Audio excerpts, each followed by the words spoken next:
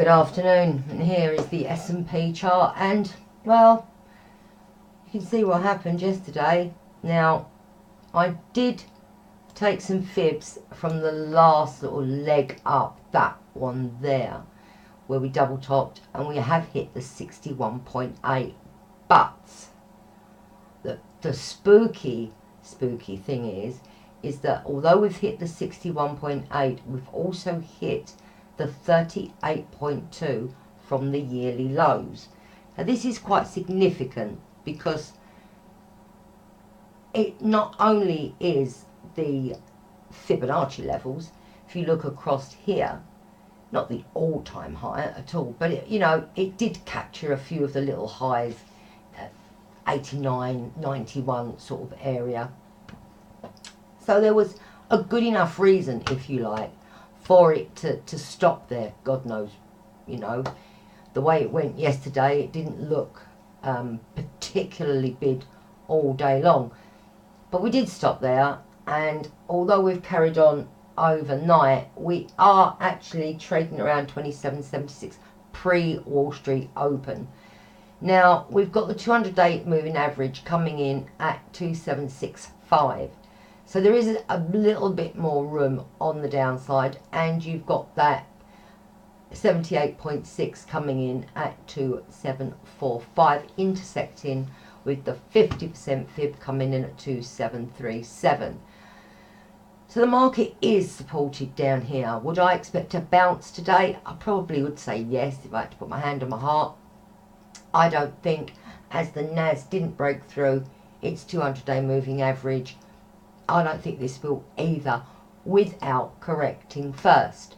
But what we'll do, we look at what happened yesterday, and you can see what happened yesterday. It wasn't very good at all. We were down over 100 points. So let's take a look at the weekly chart.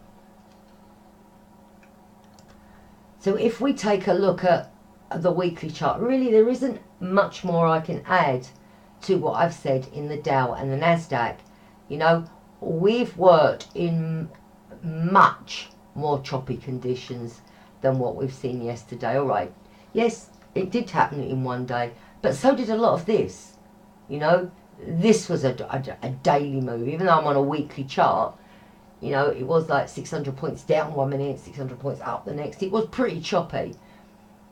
Now, a double top at all-time highs like this and like this is an alert to tell you all is not well. Well, it wasn't well, and down we come. But we're not out of our 2016 uptrend. Not yet. We're not.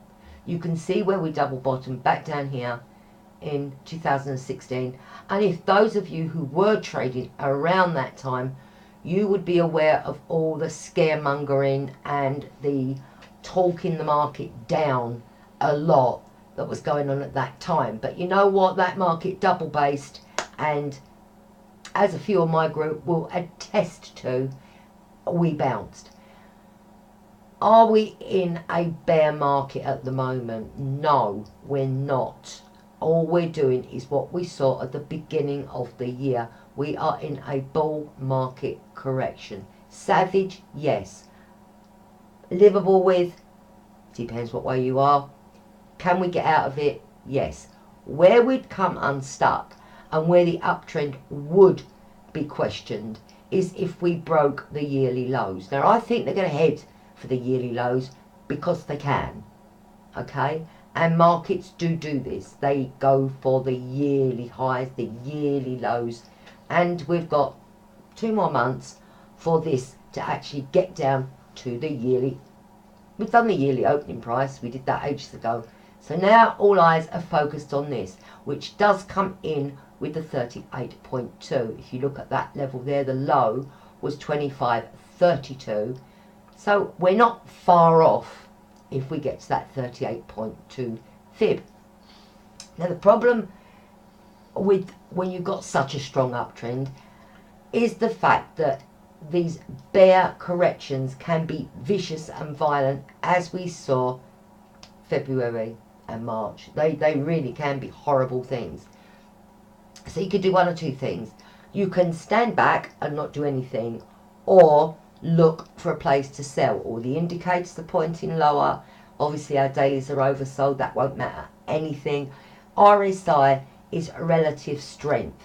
Okay, you've got to get that into perspective.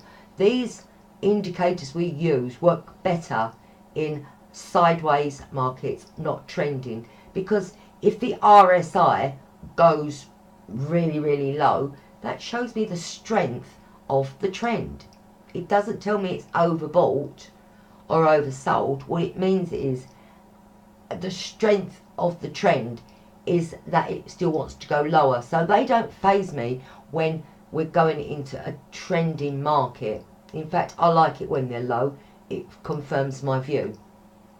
Stochastics are a different kettle of fish, but we are looking at a weekly chart, and they do take a little bit longer to come to fruition. So it does look like it's going to go for the yearly lows. Let's have a look at it on a monthly basis. Okay, so this is the trend we're in.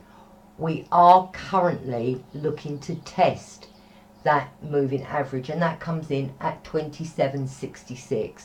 Okay, so that could be a bit of a worry, but you know, if you look at the trend that's been in place since 2009, you can see that as the market has corrected, we have actually recovered and we've gone back up. Especially in here, I remember the end of the world scenario. It was going to be the end of the world. Well, it wasn't. Look, it went up to make new highs.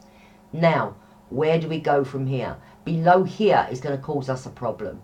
Okay, so if we go below 27.60, we really are going to be hitting not only the yearly lows, but you could actually go as far as this, which is at 24.06, and still be in the uptrend.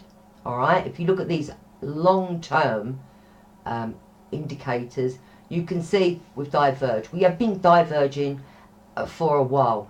Look, all of last year we were overbought.